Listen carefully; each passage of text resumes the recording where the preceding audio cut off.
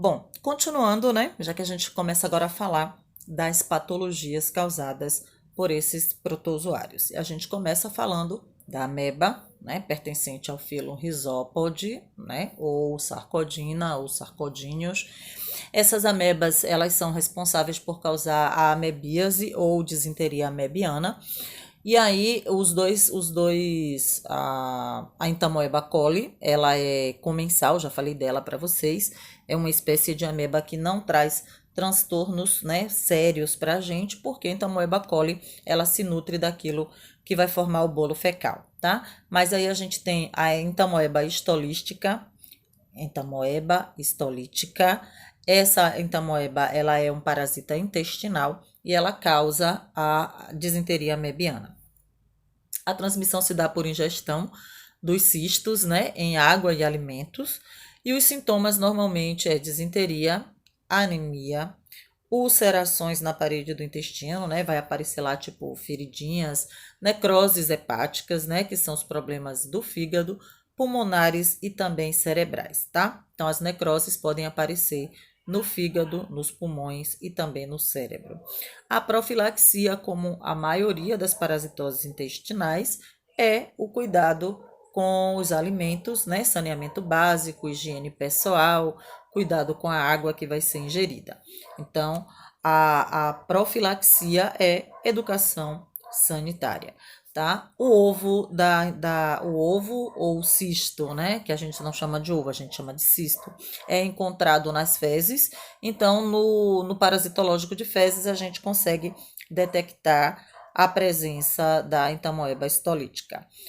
Tem o ciclo biológico, né, que é oral fecal, e aí vocês já sabem, quando a gente fala que o ciclo é oral fecal, a pessoa elimina os ovos e a pessoa volta a ingerir esses ovos, entenda cistos, tá? Então, esses cistos são eliminados nas fezes e o indivíduo os ingere novamente ou outros indivíduos ingerem aqueles cistos que foram eliminados por qualquer indivíduo, né, que defeca em locais inapropriados ou que não fazem higiene das mãos após ir ao banheiro e pega os alimentos e dá alimentos para outra pessoa com aquelas mãos sujas, né? Aquela coisa de compartilhar o que não deve. Bom, a giardíase é o outro caso clínico, né? Que a gente fala dentro de protozooses. A giardia, como eu falei anteriormente, é um animal flagelado, né? Possui flagelo.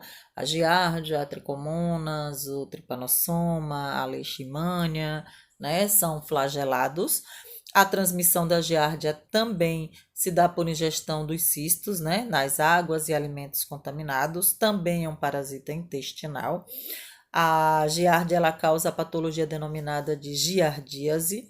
Os sintomas podem ser diarreia, duodenite, que é a inflamação do duodeno, ou como é que diz?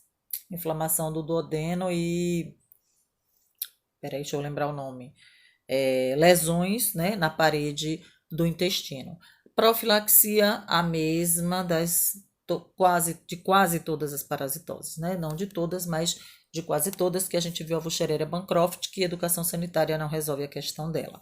Então, mas no caso da giardíase, também a transmissão é oral fecal, então se dá por cuidado com água e alimentos, tá? Principalmente água e alimentos, educação sanitária.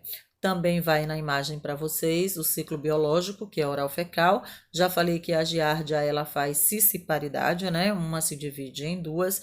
E também vai a imagem do parasito para vocês lá no slide de número 18. O outro é o balantídeo, tá? O balantídeo também é um parasita intestinal. A transmissão também é oral fecal. Febre, pode causar febre, náuseas, lesões no intestino grosso, diarreia sanguinolenta, né? Ou seja, diarreia com sangue. Profilaxia, higiene e educação sanitária, tá? A balantidiose é causada pelo balantídeo. Vocês vão ver o cisto do Balantidium coli, tá? Ele é um ciliado. E a transmissão oral fecal, ele também faz divisão binária ou cisparidade. Tem um slide que é bonitinho da diarreia amebiana, né, giardíase ou balantidiose, que está no slide de número 21, né, uma diarreia bem severa. Vocês vão ver aí o menininho tendo uma diarreia daquelas que açoitam ele do vaso. Quando vocês abrirem aí o slide, vocês vão ver, tá no slide de número 21. A leishmaniose, né, que é causada pela Leishmania brasiliense, é também chamada, a leishmaniose é também conhecida como úlcera de Bauru, e tem a outra espécie de leishmania, que é a Leishmania chagas, que ela é responsável pelo calazar ou leishmaniose visceral, tá? A transmissão da leishmania se dá pela picada do mosquito, é chamado de mosquito palha, tá? Do gênero Phlebotomus, e a lutzomia. São os dois mosquitos que transmitem a leishmaniose, tá? Phlebotomus sp, né? Porque é qualquer espécie desse gênero, e o lutzomia. São os dois mosquitos, também são conhecidos como mosquito palha.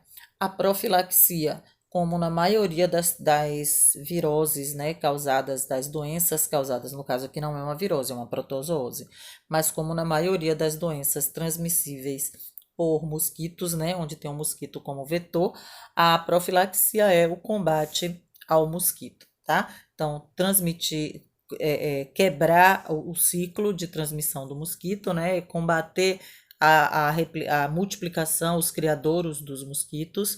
No caso desses dois, evitar o desmatamento, tá? Vacina para os animais doentes, no caso dos cães, né? Precisam ser tratados, vacinados, né? No caso, deixa eu só dar uma pausa. Os cães e gatos com leishmaniose, eles não são tratados, eles são eliminados, eles são sacrificados, tá? Porque não é mais eficaz. A vacinação é antes, é para evitar, tá? A vacina não cura nada, a vacina não cura ninguém, tá? A não ser. Acho que nem a vacina antirrábica ela não cura, né? Ela evita que o indivíduo desenvolva a patologia, tá? Então, não existe vacina para combater leishmaniose. Para combater, não, tá? As vacinas são prévias, tá? Vocês entenderam o que eu quis dizer, né? Eu fiz um bolinho aqui. Vacina é prévio, tá? A vacina não cura. Depois que está infectado, depois que está doente, a vacina não resolve. Mas a profilaxia inclui vacinação prévia, combate ao mosquito, tratamento das pessoas doentes e a eliminação dos animais, no caso de cães e gatos, tá? Mas é preciso ter todo o cuidado com os animais quando eles estão doentes. Afasta, porque às vezes a família, os donos dos animais têm pena de sacrificar, mas as secretarias municipais, os centros de controle de zoonose, eles capturam os animais, é só comunicar à prefeitura, eles capturam os animais e fazem o sacrifício longe das famílias, tá? Bom, no slide de número 23, vocês vão ver algumas imagens que as pessoas acham tanto quanto chocantes, que são as imagens da úlcera de Bauru, né, que são feridas de difícil cicatrização, causam deformações, tá, em mucosas e cartilagens, tipo assim, se aparecer no nariz, ela pode corroer o nariz, pode corroer parte da orelha, então a orelha fica deformada, o nariz da pessoa fica deformada também, tá? E aparecem lesões no baço, no fígado, nos rins, no intestino, né? Redução do tecido hematopoético. Que tecido é esse hematopoético? O hematopoético é o tecido responsável pela produção das células sanguíneas, tá? Então, hemato vem de sangue, e hematopoético de formação de células sanguíneas. Então, vocês vão ver aí no slide de número 23 essas imagens das úlceras, tá? É feinho mesmo, mas a gente precisa começar a se acostumar com essas imagens, porque quando vocês estiverem nos hospitais por aí afora, nos laboratórios por aí afora, vão lidar com todo tipo de doença, com todo tipo de parasitose, com todo tipo de deformidade, né? E deformação também. Bom, no slide de número 24, vocês vão ver o ciclo biológico da leishmaniose. Então, o mosquito se infecta quando ele pica um animal doente, né? Ele tanto leva para o animal como ele se contamina com o animal. Então, o mosquito contaminado, ele transmite para o animal. Se o mosquito não está contaminado e ele pica um animal doente, ele se contamina. E aí ele volta e pica o ser humano. Então, ele leva para o ser humano. E vice-versa. Então, o ser humano contamina o animal e se contamina por ele. O ser humano contamina o mosquito e se contamina pelo mosquito. Quando a gente fala de roedores, não são só. Quando a gente fala de animais, não é apenas os animais domésticos, né? Os roedores, assim como os cães silvestres e roedores, né? Animais de mata, de floresta, também são contaminados e podem transmitir para outros animais e fazer aquele ciclo, tá? Esse ciclo biológico está aí no slide de número 24. No slide 25, vocês vão ver animais, né, com a leishmaniose. Vocês vão ver que fica bem feinho.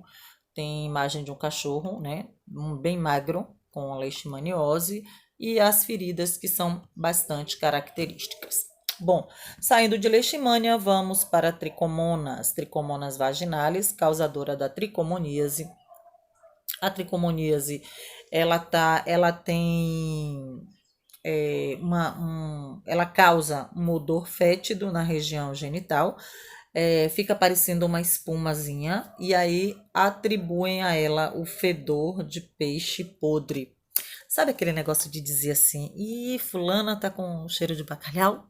Pois é, esse cheiro de bacalhau, necessariamente, né? Não existe, normal, né? Se uma pessoa tá saudável na sua região genital, não vai ter cheiro de nada, né? O cheiro é característico e tal, mas não cheiro de peixe podre. Então, esse cheiro de bacalhau, bacalhau fétido, bacalhau ardido, que o pessoal faz várias piadinhas com isso, na verdade é resultado da tricomoníase. Então, a tricomonas, ela deixa, sim, a região genital com esse odor de peixe podre e com espuma. Então, fica uma secreção espumosa que é característico da tricomoníase.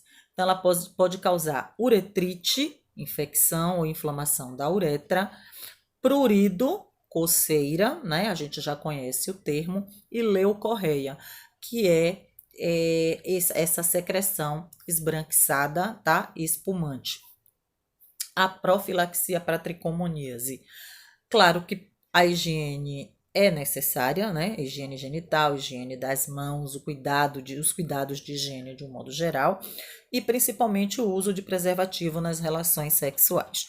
Tanto as mulheres passam para os homens, quanto os homens passam para as mulheres. Normalmente, a tricomoníase nas mulheres é mais agravada, né? Até porque, como eu sempre falo, o nosso brinquedo é para dentro e não para fora. Quando ele é para fora, é mais fácil de higienizar, mas o nosso brinquedo é interno, né? Então, higienizar a cavidade vaginal é um pouco mais complicada do que higienizar o pênis. Então, se a gente não tiver, e lavar só também não basta para tricomoníase, tá? Eu tô falando de ser interno ou externo, porque no caso dos meninos, o órgão é externo, a higienização é mais fácil, né? É mais visível, você consegue perceber logo qualquer alteração. E no caso da gente, mulher, não.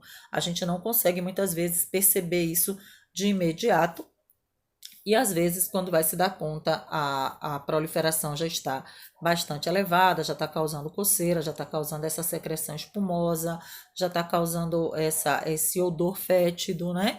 Então, na suspeita de tricomoníase, ginecologista, medicação, fazer tudo certinho, que no final dá tudo muito certo, tá?